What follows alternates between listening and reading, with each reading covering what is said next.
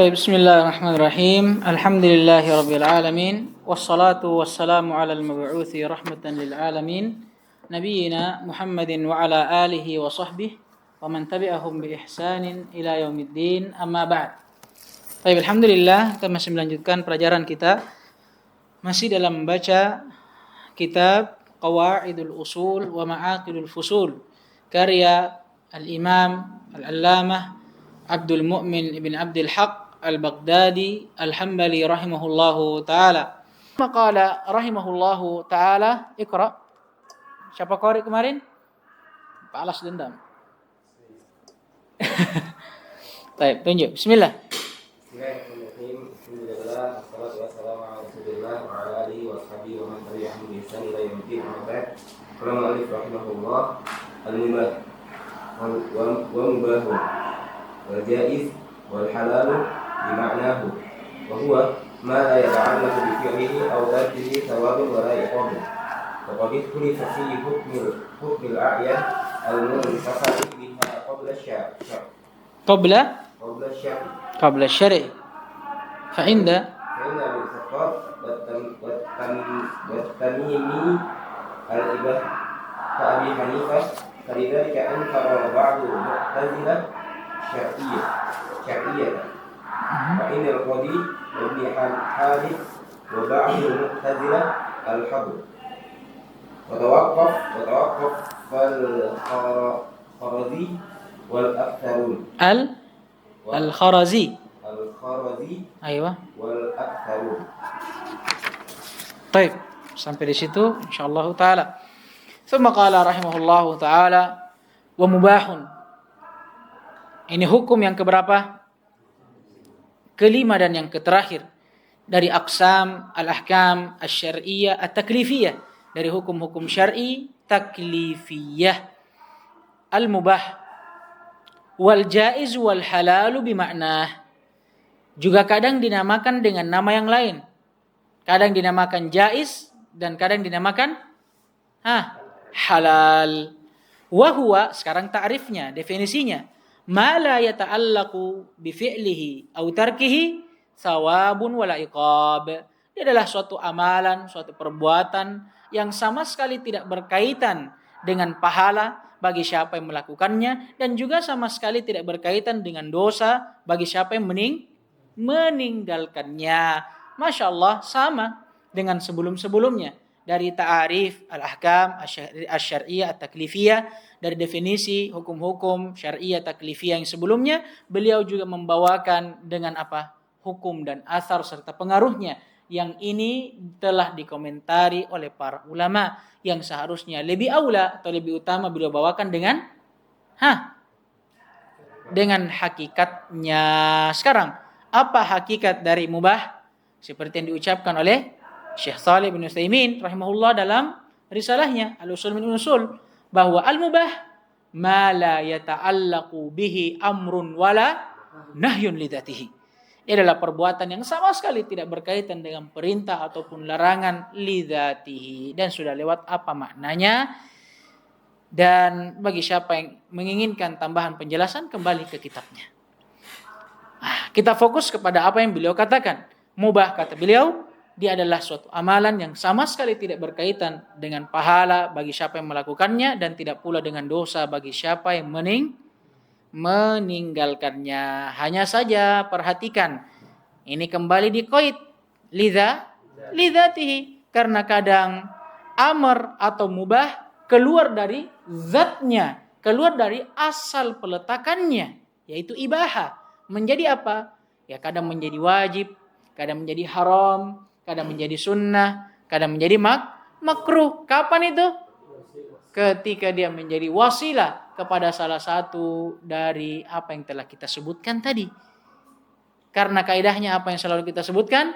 Al-wasailu laha ahkam al-maqasid. Suatu yang menjadi wasilah, penghantar yang menghantarkan seseorang kepada suatu maksud, suatu hukum, maka hukumnya dia mengambil hukum maksud yang dia menjadi wasilah kepadanya. Contoh misalkan orang melakukan jual beli, ya kan? Orang melakukan jual beli misalkan. ada orang yang melakukan jual beli air. Jual beli air apa hukumnya asalnya? Mubah. Tidak ada perintah, tidak ada larangan dalam Al-Quran dan Sunnah untuk menjual belikan air. Tapi ketika di suatu keadaan di hari Jumat misalkan setelah adzan kedua atau di hari Jumat tidak ada air. Paham ini? Dan adzan telah dikumandangkan. Apa hukum menjual air? Tidak ada air ini. Tapi ada dia sebagai penjual air. Di sholat Jumat, adzan telah dikumandangkan. Apa hukum dia menjual air? Wajib. Karena dengan airnya lah nanti manusia bisa berwudu yang menjadi wasilah dia mendirikan kewajibannya yaitu sholat Jumat.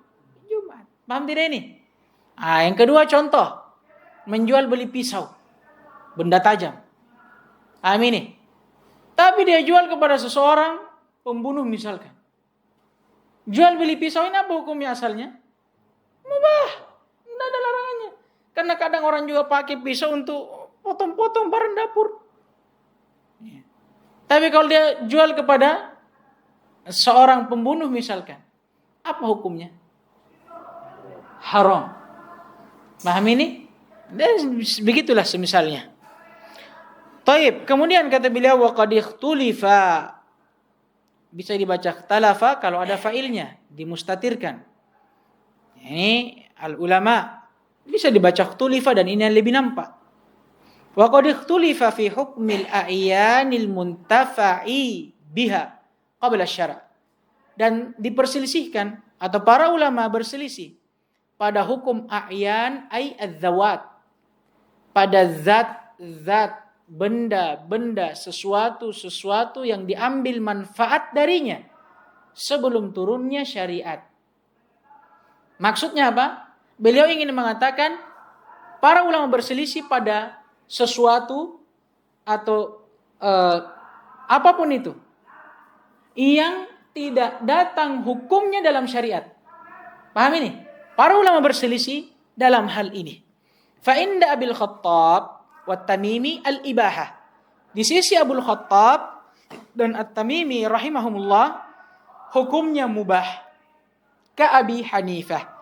Dan sependapat dengan mereka berdua Abu Hanifah rahimahullah. Walidzalika, dan oleh karena itu angkara ba'dul mu'tazilati syar'iyyatahu.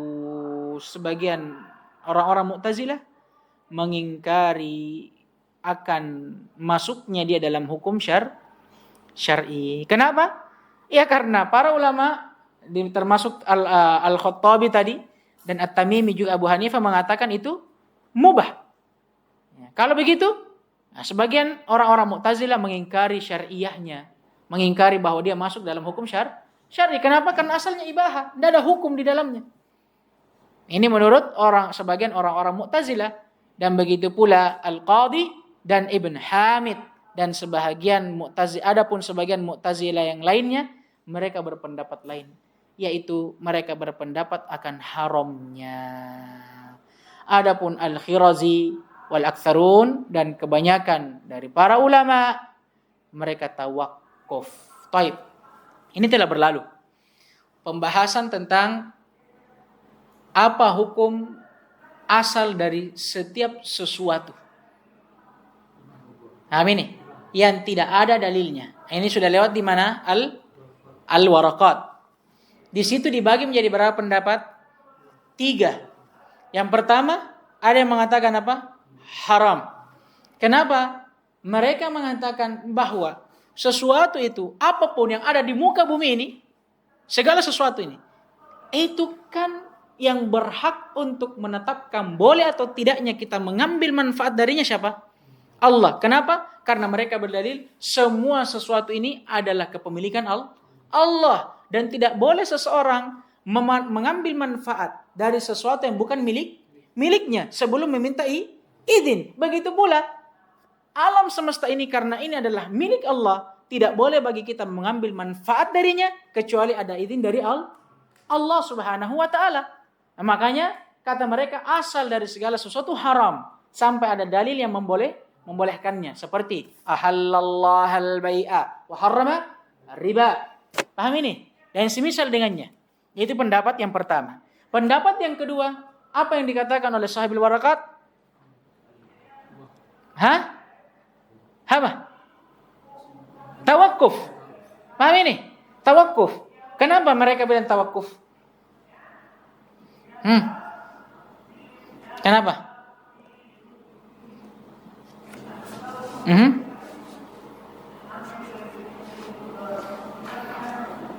Karena tidak ada dalil yang mengizinkannya. Paham tidak ini? Tidak ada dalil yang membolehkannya. Pendapat yang ketiga, dan ini Allah Ta'ala alam yang rajihnya dan yang paling kuatnya, yang mengatakan bahwa itu boleh. Apa dalilnya? Firman Allah Subhanahu wa taala, "Huwallazi khalaqa lakum ma fil ardi jami'a." Ini kata Allah. Dan dialah Allah yang telah menciptakan lakum, ini syahidnya, untuk kalian. Apa maksudnya lakum? Maksudnya boleh kalian mengambil manfaat darinya. Selama tidak ada larangan khusus terhadapnya, lakum, untuk kalian. Terserah kalian memanfaatkan seperti apa. Apa saja? Ma fil ardi jami'an. Semuanya yang ada di bumi. Jami'an, seluruhnya. Dari batuannya, tanahnya, airnya, semuanya. Ini dalilnya. Dan sekaligus membantah dari dua pendapat sebelumnya. Yang mengatakan itu haram. Paham ini?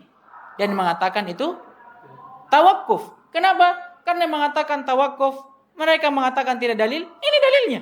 Dan yang mengatakan juga haram karena itu harus atas izin Allah, ini dalilnya. Allah sendiri yang mengatakan. Siapa yang mengatakan ini? Huwallazi khalaqalakum ma fil ardi jami'a? Allah. Berarti sudah ada izin tidak dari Allah? Ada izin. Nah ini kesimpulannya. Adapun yang beliau bawakan ya mirip atau serupa dengan apa yang telah kita simpulkan. Nah, kalau beliau pendapat yang pertama apa? Abil Khattab dan Tamimi. Mereka mengatakan boleh. Ibaha. Dan dalilnya sama. Huwallazi khalaqalakum ma fil ardi jami'an. Paham ini? Nah, ini diantara dalilnya. Dan diantara dalil yang lainnya, apa yang datang dari hadits yang diriwayatkan oleh Imam Bukhari dan Muslim dari sahabat Sa'ad bin Waqqas radhiyallahu taala anhu. Nabi alaihi salatu wasallam pernah bersabda, "Inna a'dhamal muslimina jurma man sa'ala an syai'in lam yuharram fa hurrima min ajli mas'alatihi." Sungguh seseorang yang paling besar jurman, apa jurm ini? Kezalimannya adalah mereka yang mempertanyakan akan sesuatu yang tadinya tidak diharamkan. Kemudian setelah dia tanyakan, akhirnya diharamkan. Syahidnya sebenarnya di mana? Kata sa'ala an syai'in lam yuharram fahurrima min ajli mas'alatihi. Syahidnya bahwa asal dari sesuatu itu sebenarnya apa? Halal, mubah. Sampai datang pengharamannya. Ini pendapat Al-Khattab dan At-Tamimi, juga Abu Hanifah. Dan pendapat yang kedua yang mengatakan bahwa Al-Hadr. Ini Al-Hadr. Bahwa itu haram. Paham ini? Pendapat yang kedua yang mengatakan Al-Hadr. Alasannya apa? Karena mereka mengatakan setiap sesuatu adalah mamlukah lillah. Adalah milik Allah. Dan asal dari sesuatu yang bukan daripada milik kita, tidak boleh kita ambil manfaat kecuali dengan meminta izin. Atau kecuali dengan adanya izin dari sang pemiliknya. Adapun sebagian ulama, kata beliau, diantaranya siapa? Al-Khirazi. Dan siapa? Kebanyakan dari para ulama, mereka berpendapat tawakuf. Paham ini? Karena tidak ada dalil. Tapi yang rajih, wallahu ta'ala a'lam, adalah pendapat yang pertama, ya, yang mengatakan ya asal dari segala sesuatu mubah karena sudah ada dalil. Firman Allah Subhanahu wa taala tadinya, huwallazi khalaqalakum ma fil ardi jami'an. Syahidnya mana? Lakum ma fil ardi jami'an. Yang kedua sabda Nabi dari hadis Sa'ad bin Waqqas, riwayat Bukhari Muslim. Nabi berkata, "Inna a'zamal muslimina jurma man sa'ala an syai'in lam yuharram fahurrima min ajli mas'alatihi." Sungguh yang paling besar kezalimannya di antara kalian adalah siapa yang mempertanyakan akan hukum sesuatu yang asalnya tidak diharamkan. Asalnya mubah, kemudian diharamkan karena sebab pertanyaannya. Syahidnya mana? Asal dari setiap sesuatu itu mubah sampai datang pengharaman. Hanya saja tambih yang terakhir bahwa hukum mubah ini, perhatikan, itu pada setiap adat atau segala sesuatu selain ibadah. Karena sudah menjadi kaidah al-aslu fil asya'i al-ibaha hatta yaji sariful ibaha. Asal dari setiap sesuatu, maksudnya selain ibadah, adalah ibahah, boleh untuk diambil manfaat darinya, sampai datang hal yang memalingkan boleh tersebut kepada pengharamannya. Berbeda dengan ibadah, karena ibadah kebalikannya. Wal aslu fil ibadati al-hadar atau al-muharram. Asal daripada ibadah haram sampai datang dalil yang memerintahkannya. Apa dalilnya? Man amila amalan laisa alaihi amruna fahuwa raddun ay mardudun. Orang siapa yang melakukan suatu amalan yang tidak ada perintahnya dari kami, kata Nabi, mardud, ditolak. Baik yang ahdas, yang membuatnya pertama kali, ataupun man amil, yang ikut dalam melakukannya, kata Nabi, sama raddun, tertolak. Berarti asal dari amalan harus ada perintah. Ayat yang perlu ditambih dalam bab ini, hafizakumullah.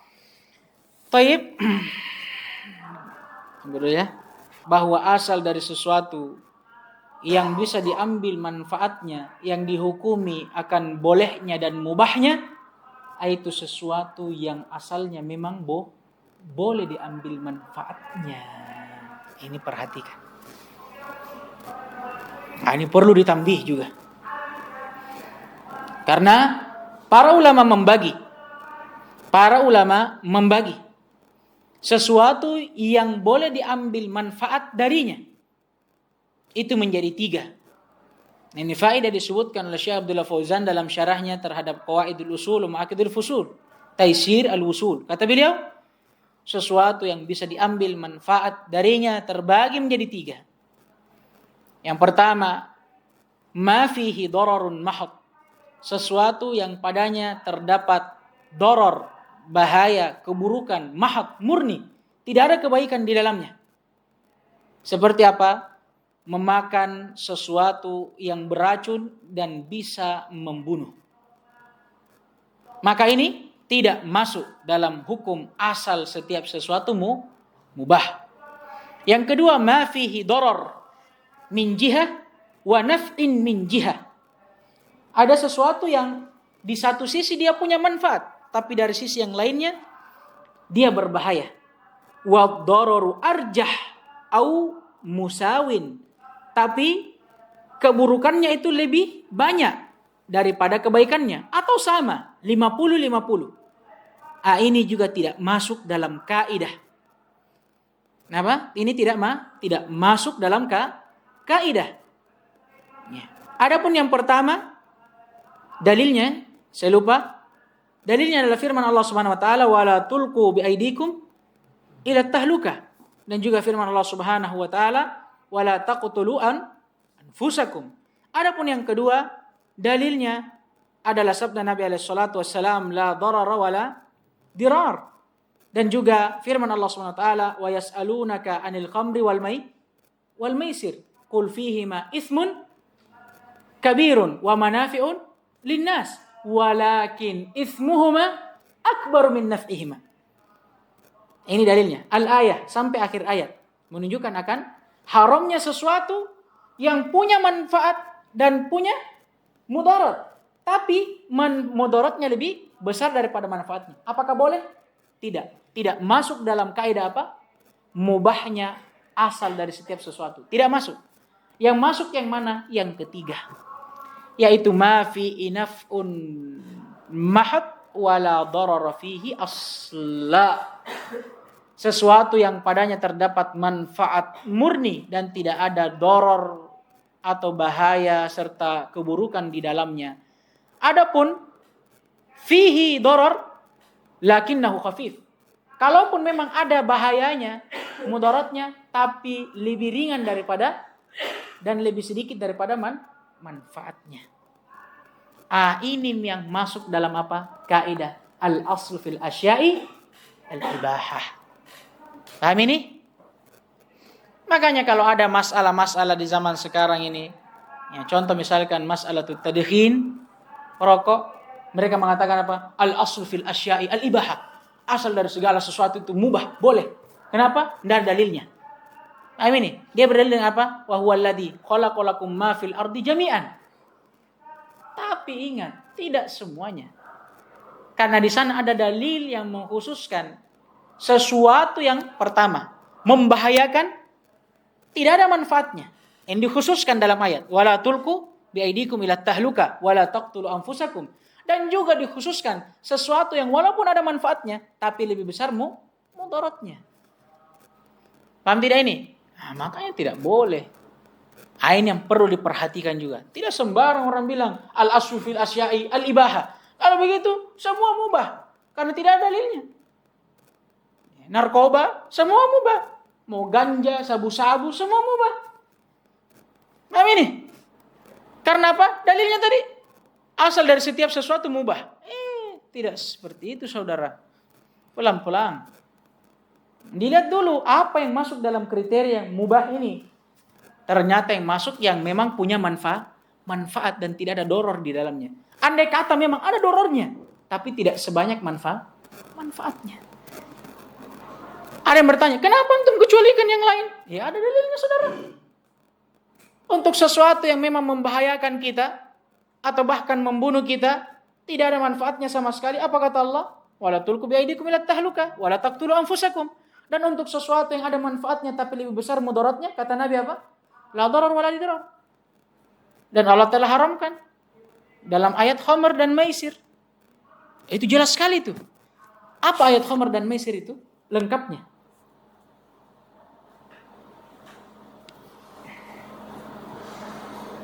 Ismuhuma.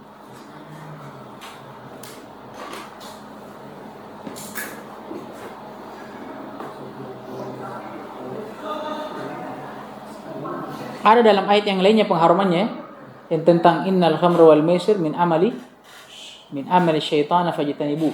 Ya kan?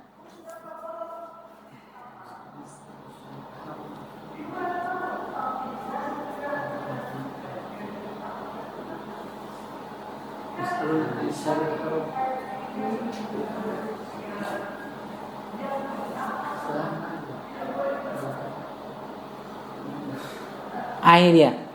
Ya ayyuhalladzina amanu innamal khamru wal maisir wal ansabu wal azlamu rijsun min amali asyaitan fajtanibuh la'allakum tuflihun. Allah mengharamkan apa di sini? Al-khamr wal maisir. Tapi dalam ayat yang lainnya apa kata Allah? Yas'alunaka 'anil khamri wal maisir. Qul fihima itsmun kabirun wa manafi'un linnas. Allah katakan, betul, pada khamr dan pada perjudian memang ada manfaat. Betul ada manfaat. Tapi apa kata Allah? Walakin itsmuhuma akbar min naf'ihima. Tapi dosanya, dorornya lebih besar daripada manfaatnya. Oleh karena itu, dalam ayat yang lainnya kata Allah, rijsun min amali syaitan fajtanibuh. Ini termasuk dari najis amalan syaitan dan jauhilah. Apa maksudnya? Haram. Paham ini? Nah, ini hati-hati. Nah, jangan sembarang mentang-mentang belajar usul fikih tiba-tiba bilang al-aslu fil asya'i al-ibahah. Kalau begitu boleh jis, papa wrong. Tidak boleh. Paham ini? Tidak semua itu sesuatu bisa langsung didalilkan al-aslu fil asya'i al-ibahah. Tidak. Tapi apa? Pada sesuatu yang memang terdapat manfaat di dalamnya dan tidak ada doror, bahaya di dalamnya. Tsumma qala rahimahullah, setelahnya wa wad'iyatin wa hiya arba'ah. beliau masuk ke dalam hukum wad'iyah dan beliau setelah selesai dari menjelaskan hukum-hukum taklifiyah. Dan hukum wad'iyah sebagaimana yang telah berlalu, ya, dia adalah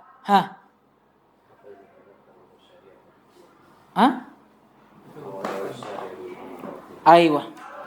Apa yang ditetapkan oleh syariat berupa tanda yang menunjukkan akan tetap atau tidaknya suatu amalan, suatu hukum, suatu perbuatan, dan juga untuk menunjukkan diterimanya atau tidaknya suatu amalan, perbuatan, dan suatu hukum. Dan ada banyak di dalamnya, nanti beliau akan sebutkan secara global terbagi menjadi 4 dan akan datang insyaallah taala. Naktafi bihadzal qadr, subhanakallahumma hamdik, asyhadu an la ilaha illa anta astaghfiruka wa atubu ilaik. Waffaqallahu al-jami' lima yuhibbu wa yarda wa yu'tina al-afiyata was salamah innahu waliyyu dzalika wal qadiru alaih walhamdulillahi rabbil alamin.